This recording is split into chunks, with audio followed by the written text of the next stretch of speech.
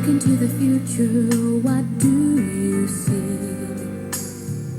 I really need to know now, is there a place for me? If we're gonna survive, the dream must stay alive. Authorities are appealing for calm throughout the evacuation process.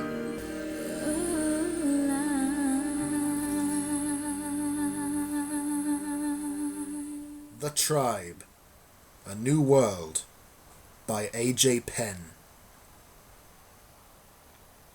Chapter 13. I can't believe it's really out there, Celine said excitedly, peering through the binoculars at the outline of land still several miles away. And it's all thanks to me. I saw it first, Ram said distantly to himself, slumped back in his seat, deep in thought, his feet resting on another chair. But from his tone, he was hardly elated.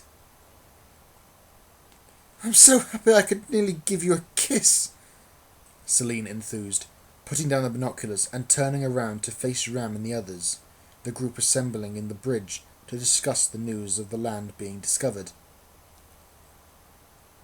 If your lips are willing, my face is ready to receive, Ram grinned. Yeah, I said nearly give you a kiss. Celine backed down. Darryl blushed. He had developed a crush on Celine, and all this talk of her kissing anyone made him feel awkward.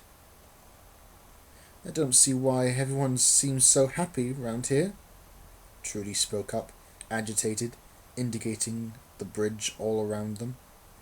Haven't you forgotten where we are? The bodies we found here? Whatever happened to that crew might happen to us, especially if it's a mutation of the virus. And who knows what dangers could be ashore? Trudy, I agree, Ram said. You're talking a lot of sense. Rubbish, Lex interrupted. It's land, Trudy, he continued. We've been dreaming about getting back on land for who knows how long now. And finally there it is. Trudy, I know what the journal said. We all heard it, Amber replied, trying to keep Trudy calm. But I honestly don't think that any of us are infected by whatever killed the crew. Look at us all. We all seem fine, healthy. Physically, anyway, if not mentally, Ram said, casting a cool glance at Amber. Shut it, Ram, Lex ordered. In the Mallrats, majority rules. We've all voted to try and head ashore. And that's the way it's going to be. There's no chance in hell we'll get to that land, Amber, Ram scoffed. And why's that? Amber asked suspiciously. The two stared at each other, their mutual antagonisms obvious.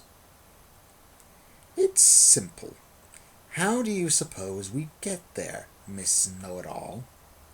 Ram explained, raising his voice in hostility. We don't know how to even control this ship yet, do we? Amber smiled, unflustered by Ram's outburst. That's your and Jack's department, Ram. I guess we're just lucky to have such a smarty pants like you among us. Unless you're not as smart as you keep telling everyone. Ram glared, agitated by her deliberate provocation. Just like she hoped he would be. Prove me wrong, Amber said. That you can help Jack get this ship working. Or aren't you up to the challenge? Amber and the others reasoned that if they could find a way to reactivate the ship's propulsion, it would at least get them closer towards the land. With little risk of the ocean's current taking them away from their objective. Then, they might have a chance to use the small lifeboats to tender ashore. The rest of the tribe left Jack and Ram alone, so they could concentrate and work together on the bridge. but with the two of them interpreting what all the great swathes of buttons and readings before them meant, they were at odds with each other and achieved very little. It felt like they were going nowhere. "Ram, can't you see? This must be some form of ignition," Jack said from where he was standing. "I can't believe you can't see it." Ram growled in frustration at Jack, thumping his fist on the outside of the control panel. "Careful!" Jack tensed, worried Ram was going to hit some buttons without first knowing what each of them did. Ram peered out of the window of the bridge to the outer deck below, as Jack returned his attention to understanding the myriad of buttons stretching before him. "Jack, I think Ellie's looking for you." "I didn't hear anything." "I heard her shout from outside. You must have been absorbed in your work. She just waved at me. By the look on her face, she must be needing you." "She could have at least come up here and asked. She knows how busy we are," Jack flustered, heading out of the door to go and see what she wanted. A leering grin appeared on Ram's face, thrilled at his deception. With Jack out of the way, Ram studied all the instruments in front of him. He would show them, especially Amber. Ram felt she was self-righteous. Had they forgotten? He had been a tribal leader, and not just any tribe, but the Technos. He had achieved so much, and the others treated him like he knew nothing, Amber in particular.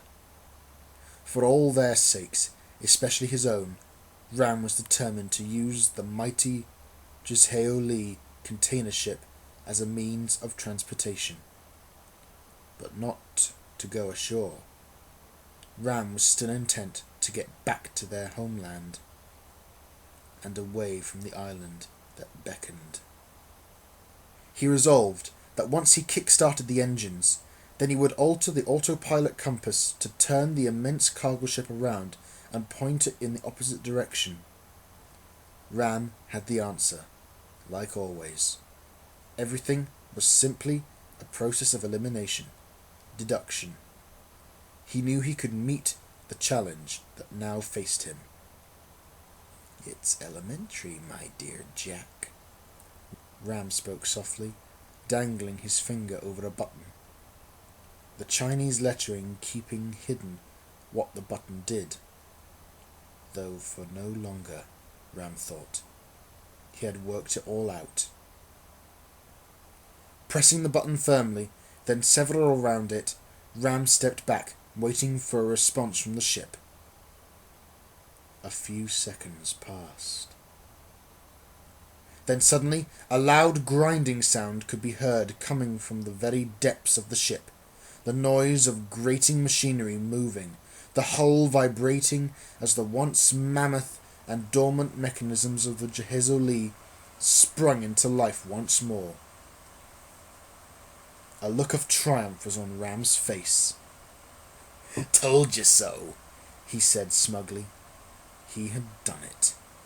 The rumbling noise bellowing from below continued, a whirring, the screeching of metal high-pitched as it resonated. And then Ram noticed something was wrong. The front of the ship stretching out from the window ahead of him was not pointing straight, as it had since they'd first stepped on board, nor was it altering course. The ship was beginning to lean, ever so slightly on an angle. Ram wondered if his eyes were playing tricks, and he stared, fascinated, trying to understand what was happening. There was no doubt about it. The cargo ship was tilting. With the imminent danger, suddenly the land on the horizon seemed very far away. Jack burst in the door of the bridge, panting, out of breath from running up the stairs. "Ram! What the hell have you done?" Jack shouted.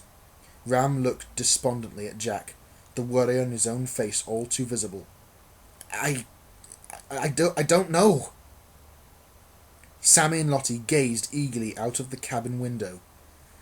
They had been excited at the prospect of going ashore, with visions of playing parts in a real-life adventure, similar to some of the tales they had read in the old books. Sammy's imagination was coloured and distorted in experiencing what it might be like to be a modern-day Robinson Crusoe. But now he and Lottie were deeply concerned by the angle of the ship. Behind them, Brady played with baby Bray, oblivious to the threat which was now occurring. Trudy appeared out of the bathroom. She had just taken a shower. She stared through the window, transfixed. "Oh my God, what's happening?"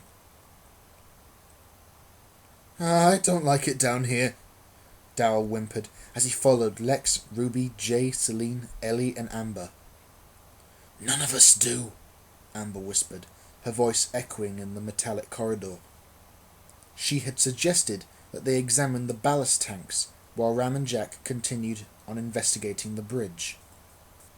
May and Zack had been sent to check on Sammy and Lottie, who were caring for the two children in the cabins, but also keeping an eye on Trudy.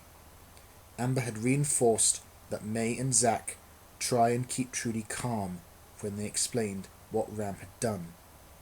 She didn't wish to add to the danger they were clearly facing with any unnecessary histrionics, suggesting that Trudy then work with Jel, May and Zack gathering food and supplies.